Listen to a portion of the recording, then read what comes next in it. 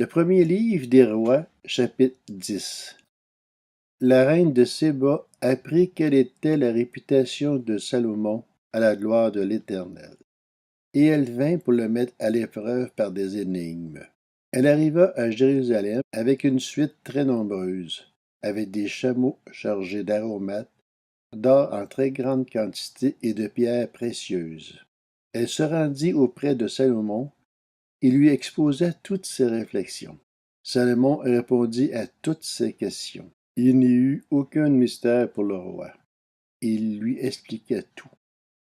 La reine de Séba vit toute la sagesse de Salomon, le palais qu'il avait construit, les plats servis à sa table, les lieux d'habitation de ses serviteurs, les fonctions et les tenues de ceux qui le servaient, ses responsables des boissons ainsi que les holocaustes qu'il offrait dans la maison de l'Éternel.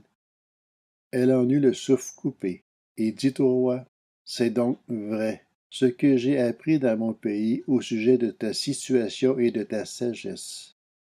Je ne le croyais pas avant de venir et de le voir de mes yeux.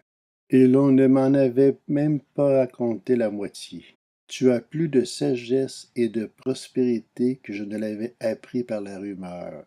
Heureux tes hommes, heureux tes serviteurs, puisqu'ils sont constamment devant toi et peuvent bénéficier de ta sagesse. Béni soit l'Éternel, ton Dieu, qui t'a choisi pour te placer sur le trône d'Israël. C'est parce que l'Éternel aime éternellement Israël, qui t'a établi roi pour que tu exerces le droit et la justice. Elle donna au roi plus de 3 tonnes et demie d'or, une très grande quantité d'aromates et de pierres précieuses. Il ne vit plus autant d'aromates que la reine de Séba en donna au roi Salomon.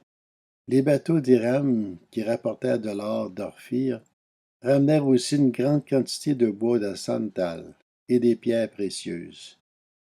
Avec ce bois de santal, le roi fit des balustrades pour la maison de l'Éternel et pour le palais royal, ainsi que des harpes et des luttes pour les musiciens. Il ne vit plus de ce bois de santal, et l'on n'en a plus vu jusqu'à aujourd'hui. Le roi Salomon donna à la reine de Séba tout ce qu'elle désira, ce qu'elle demanda. Il lui fit en outre des cadeaux dignes d'un roi tel que lui.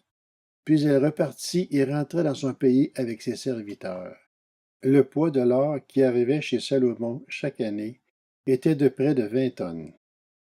En plus de ce qu'il retirait des négociations et du trafic commercial, ainsi que de tous les rois d'Arabie et des gouverneurs du pays. Le roi Salomon fit 200 grands boucliers en or battu, pour chacun desquels il employa 7 kilos d'or, et 300 autres boucliers en or battu, pour chacun desquels il employa près de 2 kilos d'or. Il les plaça dans la maison de la forêt du Liban. Le roi fit aussi un grand trône en ivoire, et il le couvrit d'or pur. Ce trône avait 6 marches, et son dossier était arrondi par derrière.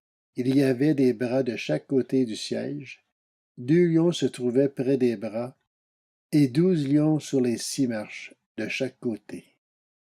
On n'a rien fait de pareil pour aucun royaume. Toutes les coupes du roi Salomon étaient en or, et toute la vaisselle de la maison de la forêt du Liban était en or pur.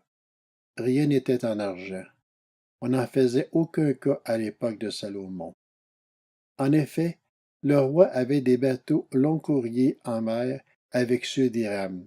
Tous les 3 ans, les bateaux long courriers arrivaient, chargés d'or, d'argent, d'ivoire, de singes et de pain. Le roi Salomon dépassa tous les rois de la terre par ses richesses et sa sagesse.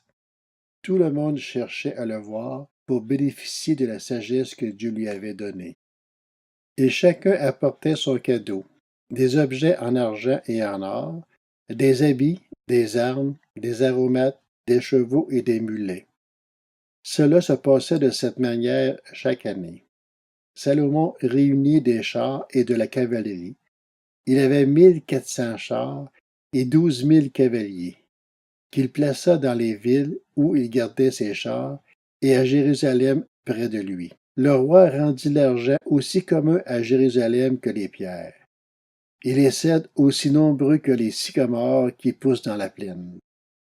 C'était en Égypte que Salomon achetait ses chevaux.